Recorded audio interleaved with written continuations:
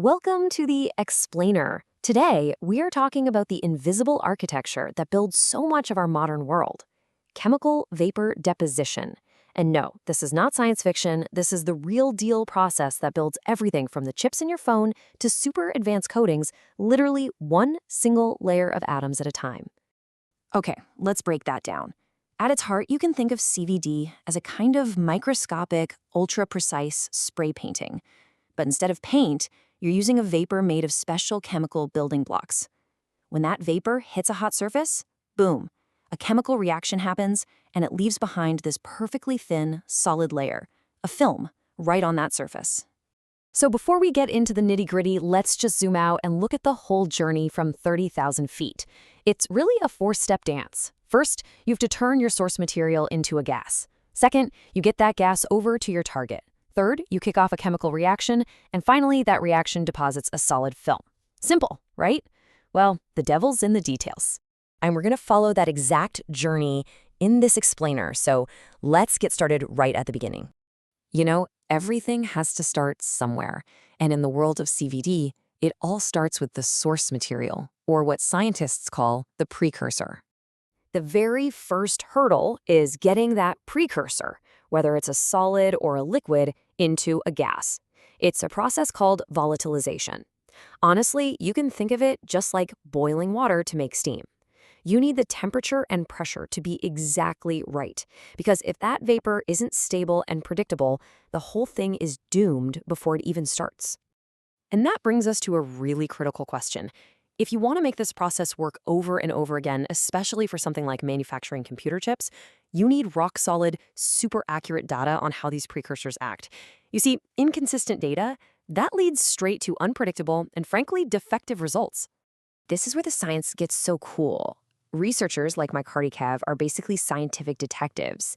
They're going back through decades of messy, conflicting reports on these precursors and creating one clean, reliable master data set. I mean, this is the kind of foundational work that turns CVD from a tricky art form into a precise, repeatable science. So here's the bottom line. Getting that very first step right has these huge downstream effects. We're talking about research from Kalfala, Benzarti, and Gadai, all showing that the stability of that initial vapor, it directly impacts everything. How even the final coating is, how strong it is, even how well it resists rust. It all starts here. Okay, so we've successfully turned our precursor into a stable vapor. Now, let's follow it into the heart of the system, the reactor chamber. This is where the magic happens. Now, the transformation from gas to solid really takes place in two different arenas. You have reactions happening up in the gas phase, just kind of floating in the space above our target. But the most important reactions, those happen right on the surface itself, as individual molecules land, find their spot, and lock into place. And that's the real power of CVD, being able to control which of these reactions takes center stage. I mean, check this out. A 2024 study by Pat and Ike and their team showed that just by tweaking things like temperature and gas flow, they could decide whether to grow perfectly flat 2D sheets or these incredible little 3D pyramid structures. That is true atomic-level design. It's like being an architect for molecules.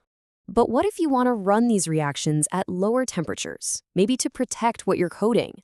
Or what if you just need even more control? Well, that's when you bring in the secret weapon, plasma. Right, plasma-enhanced CVD, or PECVD. All this means is that we use an energized gas, a plasma, to give the chemical reactions a little kickstart. The plasma basically acts like a catalyst. It gives those precursor molecules all the energy they need to react without having to crank up the heat on the entire chamber.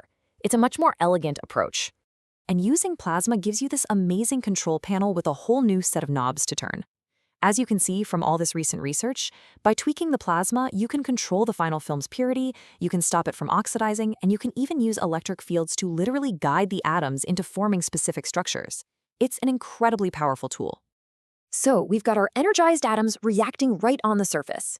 But how do they go from a bunch of individual atoms to a solid, continuous film? That's our final step, building the film itself. It really is like a tiny construction project. First, the atoms land on the surface, that's adsorption. Then they kind of scoot around until they find a good spot to settle down. They start clustering together to form a stable little seed, or a nucleus. These nuclei grow into islands, and then finally, all the islands merge together. They coalesce to form one complete solid film. Okay, now here's a really fascinating idea. You'd think the goal is just to grow the film as fast as you can, right? Makes sense. But for some of the most advanced stuff, like coding the incredibly complex three-dimensional shapes inside a microchip, the real secret isn't about speed. It's about knowing when to hit the brakes. And this is where a truly cutting-edge technique called pulsed CVD comes into play. A 2023 paper from Huang's team showed how you can send in the precursor gas in short bursts or pulses. And then, in between those pulses, you introduce an inhibitor gas that basically presses pause on the whole growth process. This gives the precursor time to seep into every last nook and cranny before the next growth pulse starts. The result? They call it a super conformal coating, one that is absolutely perfect even on the most complicated surfaces imaginable. So from the processor that's powering whatever device you're watching this on, to the protective coating on a jet engine turbine blade, chemical vapor deposition is the invisible toolkit that is quietly building our future. The question really isn't if we can build things atom by atom anymore. The real question is, what amazing problems are we going to solve now that we can?